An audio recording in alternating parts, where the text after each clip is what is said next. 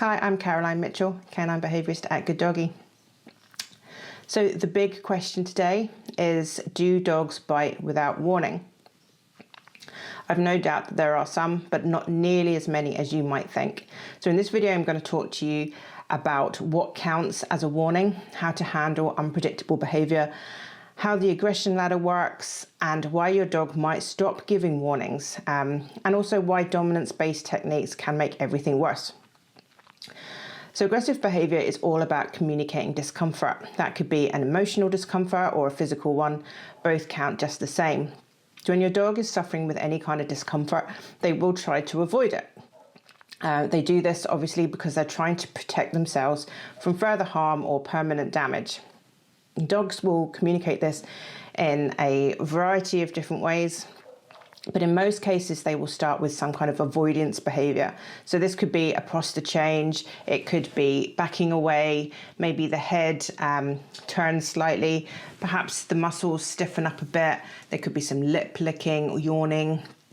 They might even escalate that to some more obvious kind of hiding sorts of behaviours. You might get to see then some side eye, lip curling, perhaps the ears go back, the tail starts to get tucked, and their behaviour will then continue to escalate until you get to the behaviour that we all recognise as aggressive, which is your growling, snapping, and then eventually biting. So basically what that is your aggression ladder. That describes the steps from minor discomfort all the way to those really strong messages, which is your snapping and your growling and your biting. So what does count as a warning? Well, honestly, all of those things above that I've just described. When a child tries to hold a dog's tail and the dog walks away, that is a warning that the dog is not comfortable with that and they are trying to avoid further discomfort.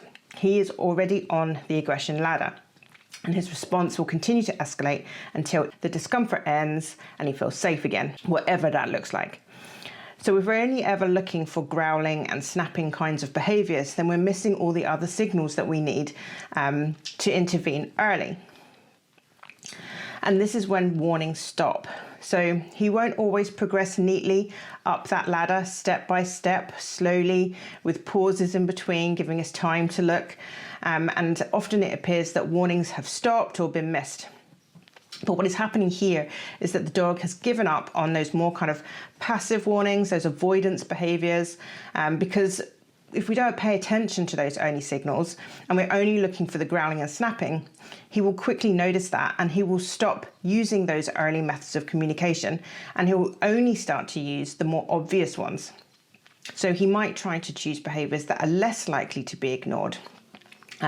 Maybe this is lip curling and some side eye, some growling, stuff like that. These are much harder to ignore and, as far as your dog is concerned, are actually far more effective at getting your attention.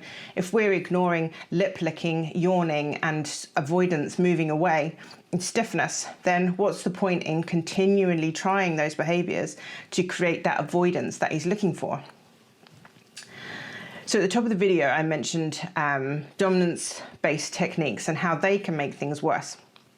So dominance-based techniques are based around the idea of pack leadership and compliance and things like that. So in these kinds of techniques, you're often encouraged to punish those early signals. We think that the dog is supposed to just get used to the discomfort that they're in. We shouldn't let them win or take control of us. But of course, this is madness. If the dog gets punished repeatedly for growling and snapping, they will start to repress those behaviours. So it might feel like that kind of training technique has actually made some effect, that it's been useful. But this narrows your dog's choices when he wants to tell you that there's something wrong. If we're teaching him that he's not allowed to growl and snap, then what other options has he got? He's certainly not going to give you any lip licking or stiffness. We've gone very much further beyond that. So all of a sudden now we have a dog that appears to have bitten out without a warning. And it's true that they gave no warning in that exact moment, but because we've trained them to repress that warning, they would have used those things back in the early days, but they got ignored. So in the days and weeks and months beforehand, they did give plenty of warnings. But when we've used those kinds of methods that are built around this idea of control and stopping bad behaviour rather than encouraging the behaviour that we prefer, these types of behaviours, these growling and snapping, these warnings that our dog was trying to give us have now become suppressed. These techniques require a lot of fear to be created, so that the dog would much rather put up with the thing that's happening to them rather than experience whatever we're going to offer them. And of course, they do require an awful lot of willpower. Dogs run out of willpower, and at some point, the fear of what's happening to them might be greater than the fear that you're giving them to stop them from doing it. You can't stop a dog from showing a fear behaviour without adding more fear. So you have to scare them harder than the thing that they were trying to avoid, so that they're avoiding your fear and not that fear. So once the original fear becomes more urgent, then we'll see that behaviour will now burst out, and we'll see that dog has now become very unpredictable and reactive, and is probably at this stage quite dangerous, because they have learned not to communicate with us until it is absolutely urgent, rather than allowing us to change what we're doing well in advance. So how do we handle unpredictable behaviour? People will say to me all the time, I never know what they're going to do. They could be brilliant or they might not be. I don't know how to handle that. How do I know what's going to happen next? Well, in these situations, what I say is that we should always just expect the worst and work on that. Let's not leave these things to chance. If you've spotted any of the discomfort behaviours that we've talked about, then you should know that your dog is on that ladder. And is actually very predictable, really, because we know that behaviour will escalate if it gets ignored. So if a situation has caused your dog to show any kind of behaviour on that aggression ladder, then it is very likely they will find this situation difficult every time they experience it. Of course, it might be to a lesser or greater extent. Maybe sometimes the situation is more intense than others, so they'll progress further up the ladder than others. Maybe sometimes we respond differently, which will also change how far up that aggression ladder they go. And that is really the only place that becomes unpredictable.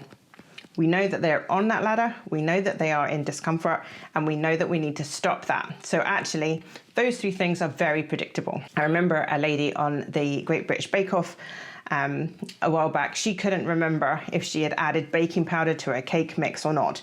I think this happens quite frequently on the Bake Off. They forget whether they've added an ingredient. They're under a lot of pressure. But she hadn't put her cake in the oven, and she had already established that she couldn't remember if she had added baking powder to her mix. She decided that she was going to take a chance and proceed with her bake anyway. Sure enough, her cake was ruined and she ran out of time, and you can kind of see what was going to happen next. But the thing is that she suspected it might have been ruined. She suspected she might have missed out her baking powder, and therefore she could have avoided any potential disaster by just assuming it was missing. Why would you hope for the best when you can create certainty? If there is a chance that something might go wrong, then it is predictable. And then if nothing happens and everything goes to plan, then you can be surprised and you can just celebrate that. I really hope you're getting lots of useful hints and tips and ideas from watching the videos here on my YouTube channel. Behaviour training, though, is a complex thing, and there are so many variables and options and different ways to approach things. And sometimes working on it alone can feel quite lonely and frustrating at times. Sometimes you'll question whether you're doing the right thing or whether you might even be making things worse. If this is you, don't worry, I'm here for you. Privately, I can guide you through and support you through the process wherever you are. We'll start with an assessment session where I'll get to know your dog.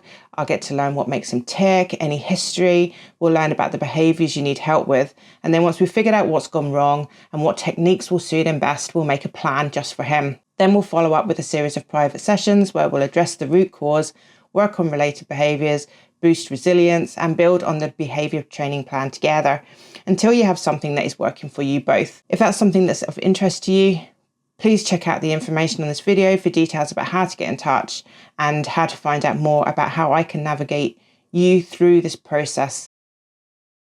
So what should you do? So as soon as you see any signs of discomfort, any of those signs I've talked about that appear on that aggression ladder, lip licking, stiffness, moving away, yawning, side eye, stiff ears, tail twitching, any of those signals, as soon as you see them, that's your cue to take action to de-escalate the situation. You can find a training plan later, but in that moment, choose the option where safety comes first. You want to make your dog feel safe. You want to make him feel heard. That's the problem. And that's how we end up with dogs that bite unpredictably, or what might appear to have been unpredictable. So we're going to choose safety. We're going to de-escalate. We're going to stop thinking about this stuff in terms of winning or losing or in control or anything like that. Safety first. If that means tossing a treat to make your dog move away and create some space, or to relieve some tension, then do it. If it means taking your dog away from a trigger or taking the trigger away from a dog, then do that. If it means taking yourself away from a situation, do that. Whatever it is that you need to do to relieve that discomfort, to create a safe situation again, you must do it in that moment. So that's in that moment. So that's how you handle that. When you have passed that moment and you've had a chance to reflect on what happened, on what triggered the behavior and all of those other things that went with that situation, now's the time to make a plan to help your dog so that it doesn't come up again. So at this point, your first port of call is to get a full pain check from your vet. This is not the same as a health check. If your dog has been into the vet recently and they've had a health check because they've had their vaccinations or they've had something else wrong with them, they will not have done a pain check. That is different from all the other things your dog will get from the vet. They will specifically look in the places that your dog might try to hide pain. Remember, dogs are very good at hiding pain, so if we don't look for it, we probably won't ever find it. If you can see your dog's in pain, it's because they've gone to a new level of pain. So we need to get a vet that can check for things like that. They will check for all different kinds of hidden pain. They will check for allergies and other kinds of illnesses that could create pain, that could cause your dog to escalate up that aggression ladder really fast. So once we've ticked that box, then I would suggest then muzzle training your dog. Again, safety has to come first. If you think there is a chance that your dog might bite somebody, if they start on that aggression ladder, then we know that there is a predictable chance that they could. So muzzle training your dog is never a bad idea. Your dog should feel like this is a positive experience. I talk about muzzle training in other videos, but basically what you're looking for is a really loose basket style muzzle that fits well. So your dog shouldn't be able to take it off by himself, but it should hang very loosely around his muzzle so that he can open his mouth, he can pant, he can drink. Wire muzzles are brilliant because they have lots of big gaps in between all the wires and they're very light. You'll be able to feed your dog through that muzzle and he'll be able to drink through it as well. So if you can introduce that to him as just a new way of feeding him peanut butter, where he'll just put his nose in, lick the peanut butter out, or the cream cheese, or whatever it is that you like to give your dog, then this will be a really positive experience for him. Humans have their own perception of what muzzles mean and what they're about. Dogs don't have that until we introduce that perception to them. So if we can introduce it as just a toy that he gets used to putting his nose in and taking the peanut butter out of it, over and over and over again, he will never have any negative perceptions of that muzzle. So once we've introduced the muzzle, now I would suggest getting help from a reward-based behaviorist. And this is really important. It's important for all behavior problems, but specifically here, what you're looking for is a behaviorist that's going to help encourage your dog to communicate with you again. A non-reward based behaviorist will work to suppress that communication, which is how we end up with an unpredictable dog. What we're trying to do is the opposite. We're trying to give him the tools to communicate with us. We're trying to teach you how to recognize that communication so that you can start to work together and communicate with each other when things are going wrong. Take action really, really early. Even just doing that will build trust between you and your dog, but also it will build up his confidence. And when his confidence grows, a lot of these behavior issues that started in the first place will go away by themselves, because the reason why he's trying to protect himself from physical or emotional discomfort is because he's anxious. So if we've built his confidence by trusting him and allowing him to talk to us and communicate with us, and we're listening to him, then already he's going to feel better about what's happening around him in those times. He'll feel more in control. He'll feel more listened to. And we all know how empowering that can feel and how that can reduce anxiety just by itself. But your behaviourist will also introduce a plan to help desensitize them to whatever it is that's made them anxious, if that is appropriate to do so, because it isn't always appropriate. We're never going to try and get a dog used to being prodded and poked by kids. For example, we're going to have to try and teach the kids to not prod and poke the dog whilst building up the dog's good experiences around kids in good scenarios and good situations. So a good behaviourist will talk to you about what is possible, what should be done, what can be done, but will help you get you through all of that. And they'll support you with it too as you work through the program. They might even be able to recommend some supplements and things like that to assist your dog as you go through it. So hope that's helped. Bottom line is that if your dog is showing any kind of avoidance behaviour, from lip licking, stiffness and retreating behaviours all the way through to growling and snapping, then your dog is on the aggression ladder. And if a bite comes whilst they're in that situation, then it really wasn't as unpredictable as it might have appeared on the day. Hopefully that's been helpful. If you have any questions about any of that, then please pop them in the comments and I will see you in the next video. Take care for now. Bye bye.